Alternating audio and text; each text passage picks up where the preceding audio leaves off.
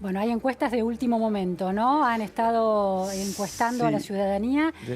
Hoy por hoy, ¿cómo se da esta competencia entre la fórmula Macri-Pichetto y la fórmula de los Fernández? ¿Se cortó la diferencia? Sí, acabamos de terminar un trabajo de campo de hace 2 o 3 días atrás. Y efectivamente es interesante cómo lo planteás, porque decís cómo se da la diferencia entre la fórmula Macri-Pichetto y Alberto Fernández, Cristina Kirchner, porque en algún punto el proceso que ocurrió hasta el 22 de junio en la Argentina, que fue la etapa de confección de la oferta electoral, terminó en algún punto produciendo un formato de competencia que pareciera decirle a la gente que las alternativas son dos, ¿no? Claro.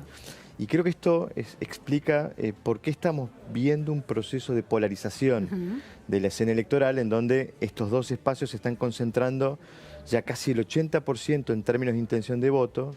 Si uno proyectara que probablemente los indecisos que estamos viendo en el escenario muy probablemente terminen allí, podríamos estar pasando el 80%. Bien. Es un nivel de polarización inédito, por lo menos en este siglo. Hay que irse al siglo XX para ver, digamos, que las dos principales fuerzas acumulen más del 80%. ¿En qué época se dio esto en el siglo XX? Y la tradición bipartidista argentina que termina de implosionar con la crisis del 2001. Claro. El formato bipartidista que tuvo desde el 83 hasta el 2000 la democracia argentina mostraba este tipo de agrupamientos del voto, ¿no? Sí. Peronismo versus radicalismo, peronismo versus Exactamente. Después se produce un proceso de fragmentación del sistema de partidos y nunca habíamos visto, por lo menos hasta escena, digamos, que las dos principales fuerzas consigan más del 80% de los votos. En las elecciones de 2015 para las PASO no se daba, bueno, había varias agrupaciones. No, de hecho, la suma, en ese momento Cambiemos tuvo una interna, una primaria. La suma de ellos, digamos, juntaron 30% de los votos. Scioli sacó el 38% de los votos, no llegaba a 70% de los votos. Con lo cual, digo, es un proceso de agrupamiento, digamos, del voto, de la intención de voto de la gente, muy inédito. Lucas, esta polarización, bueno, es extrema. Por otro lado, antes del cierre de listas y la constitución y la definición clara de las fórmulas presidenciales, se analizaba que la fórmula de los Fernández le sacaba unos cuantos puntos de ventaja a la de Macri, que después fue Macri-Pichetto. ¿Cómo está hoy esa disparidad? Sí, efectivamente el proceso de polarización nos habla de que los dos espacios han venido creciendo, con la particularidad que el oficialismo ha venido creciendo más fuertemente en términos de intención de voto, ha venido achicando la distancia. Si uno se iba a abril, en ese momento trabajábamos con la hipótesis de la candidatura de la expresidenta, no de Alberto Fernández. Allí la diferencia era en nuestros registros de más de 7 puntos. ¿Más de 7 puntos quién le sacaba? Cristina Fernández de Kirchner a Macri. Bien. 35-28 redondeando. Cristina contra Macri sin los vicepresidentes definidos. Sin los vicepresidentes definidos, en un escenario hipotético, como trabajando con ella como candidata. Eso fue en abril. En mayo la diferencia se reduce a 5, en junio a 4, y en este reglamento de julio la diferencia nos da 2,5. 2,5 de las dos fórmulas ya bien constituidas con sus vicepresidentes. Bien constituidas, 40,6 de intención de voto para el frente opositor, 38,1 para el oficialismo, 2,5. Está fuera del margen de error, es decir, no se puede hablar todavía de un empate técnico, pero la diferencia se ha venido ajustando. Ahora, Lucas, ese acortamiento de la diferencia tiene que ver con que el efecto Alberto Fernández en este objetivo de atraer más votantes moderados no surtió el resultado que se esperaba. Sí, podríamos plantearlo en estos términos. La moderación de Alberto Fernández está siendo menos efectiva para seducir a esos votantes que un discurso claramente de confrontación contra el kirchnerismo por parte del oficialismo, ¿no? Digo, hay que tener en claro que los votos que se están consiguiendo en esta etapa de la campaña no son votos que uno los consigue más por adhesión, sino que los consigue más por rechazo, ¿no?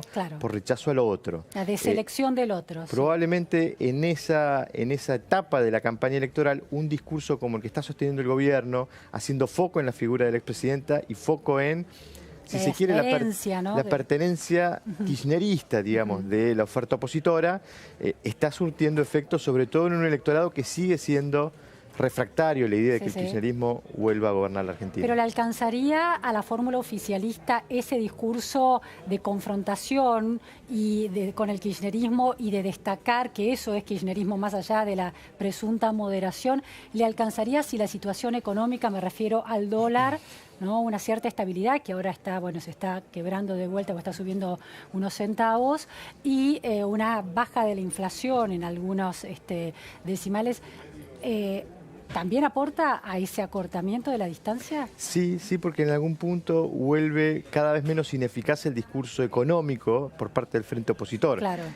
No es que efectivamente la economía cambió de situación, muestra números positivos, pero en todo caso el hecho de que la tendencia sea una tendencia que la opinión pública perciba de mejora o de mejoramiento, quizás le quita peso al argumento de asustar con la economía, ¿no? De asustar de que efectivamente 4 años más de Macri pueden ser peores en términos económicos. Ahora, es un equilibrio muy inestable, ¿no? Porque estas variables tan delicadas de la inflación y del valor del dólar, nadie puede garantizar que después de las PASO se sostenga, dependerá del comportamiento de los mercados ante los resultados de las PASO. Es decir, ¿se puede revertir esa tendencia positiva que está encontrando el gobierno?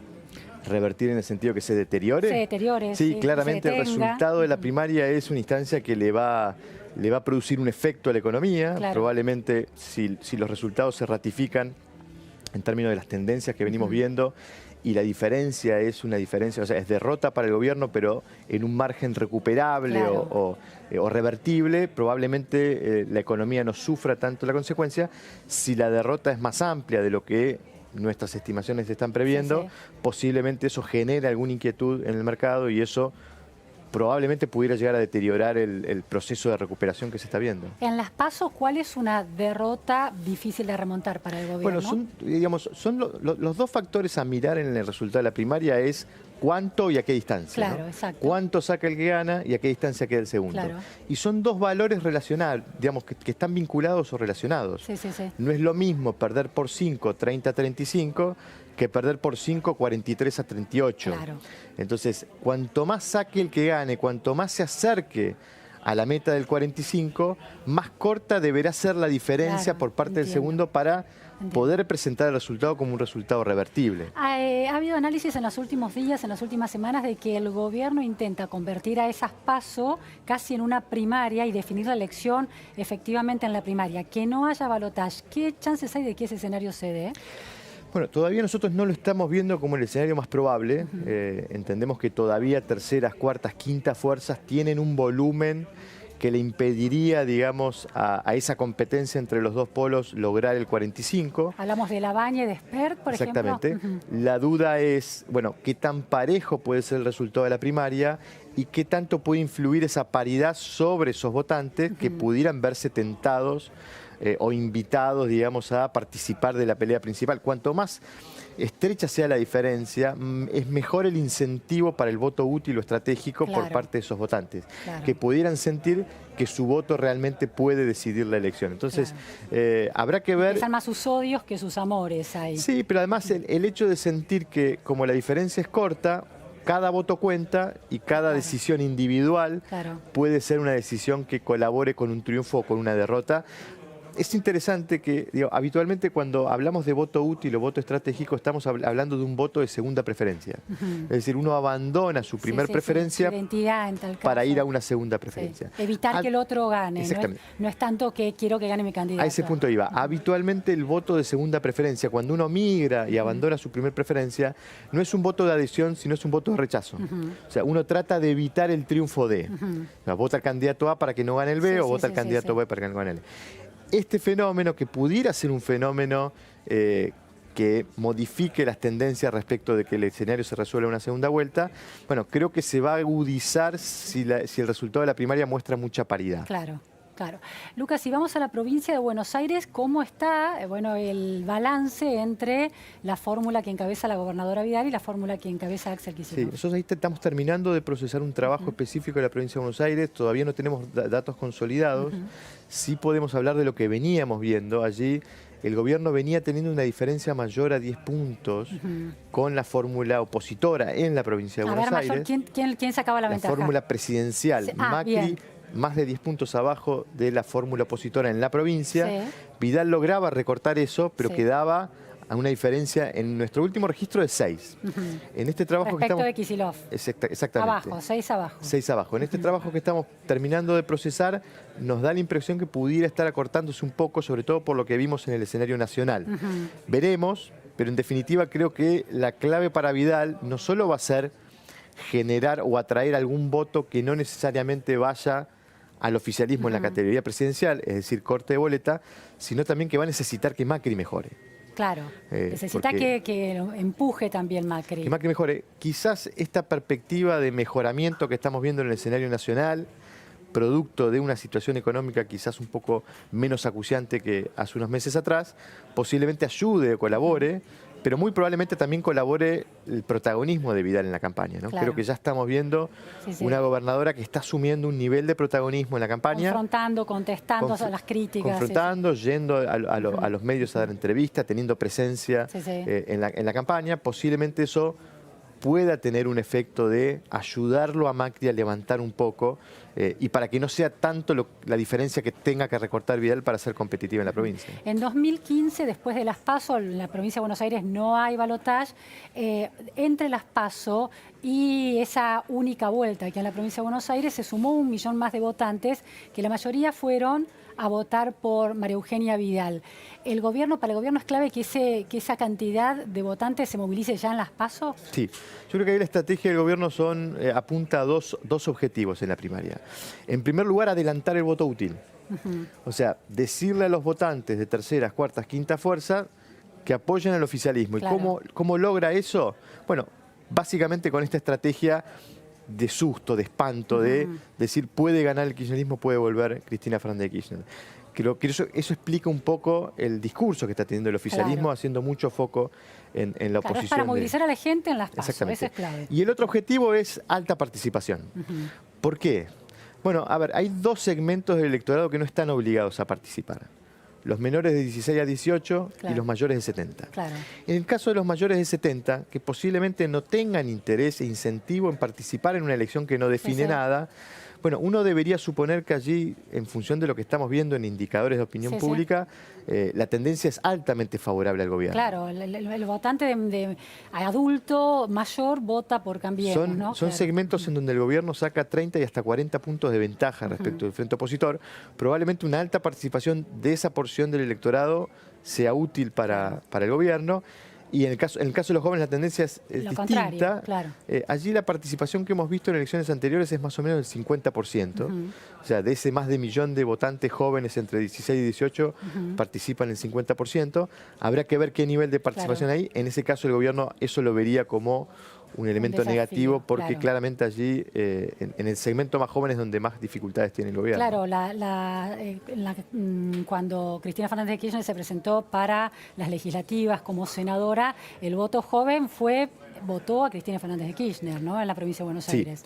Posiblemente también, además de esos factores que tienen que ver con la participación de los que no están obligados, posiblemente también tengas una menor participación en las primarias de aquel segmento de electorado más despolitizado, más apolítico, más desideologizado, que no tiene mucho interés en la política, que no se ve movilizado para participar, que busca alguna excusa para no emitir el voto. Bueno, probablemente ese electorado, si participara en octubre, posiblemente uno también debería tender a pensar, en función de los antecedentes, que es un electorado más que podría llegar a simpatizar más con el gobierno que con el frente opositor. No está alineado en una militancia política tan clara. Podría ser un patrón que explique por qué hemos visto en elecciones anteriores un nivel de crecimiento del electorado que favorecía mucho a Cambiemos, ¿no? Claro, esta idea que es el partido del balotaje, ¿no? De que ahí se termina jugando el partido a favor de Sí, en ese sentido nosotros seguimos viendo, a pesar de ver niveles de paridad dentro de los márgenes de error, seguimos viendo una leve ventaja a favor del gobierno en un escenario de segunda vuelta, entendiendo que en última instancia el gobierno logra juntar a una porción mayoritaria del electorado que tiene un sentimiento refractario hacia la idea de que el kirchnerismo vuelva a gobernar la Argentina. pero siempre que la economía se mantenga estable. Siempre que la economía no sea... Si la economía sufre alguna especie de viento fuerte, este panorama empieza a tener otro tipo de lectura, ¿no? Las ventajas son muy escasas, muy escuetas, muy cortas, como para que algún factor, digamos, disonante de acá a octubre pudiera afectar ese resultado. ¿Los votantes a nivel nacional están preocupados por la inflación, efectivamente? Sí. ¿Están preocupados? Sí, decididamente la preocupación por la economía sigue siendo dominante. De hecho, cuesta explicar el contexto electoral en Argentina si uno mira los indicadores de preocupaciones ciudadanas, porque en este contexto económico que el gobierno todavía tenga chances electorales es difícil de entender. Claro.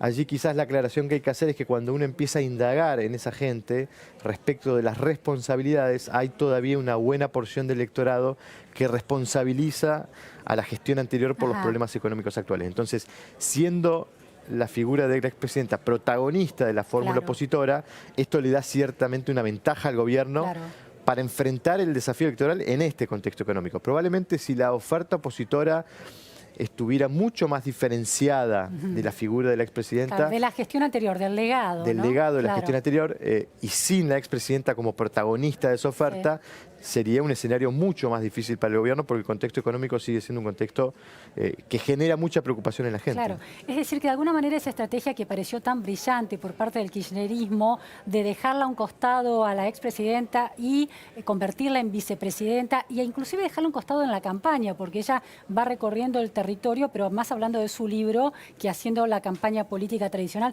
no estaría siendo tan efectiva como para minimizar y disipar los efectos todavía colaterales de la gestión de 12 años de kirchnerismo. Sí, Alberto Fernández dice ese famoso mantra, con Cristina no alcanza, sin Cristina no se puede. Bueno, yo creo que ese mantra está puesto en duda en la elección y el resultado va a comprobar realmente si con Cristina alcanzaba en la fórmula, ¿no? Si no era necesario algo más de renovación en la oferta opositora para que efectivamente poder hacerle frente a un gobierno que en algún punto no está pudiendo demostrar nada hecho en su gestión como factor motivador de su apoyo, sino que basa su apoyo electoral en que hay una porción importante electoral que todavía rechaza la figura del expresidente, ¿no? Claro, que ve una relación causa-efecto. Lo anterior, el pasado, la gestión anterior, es causa de los efectos macroeconómicos actuales de alguna manera. No es una decisión que esté, no es una elección, perdón, que esté definida.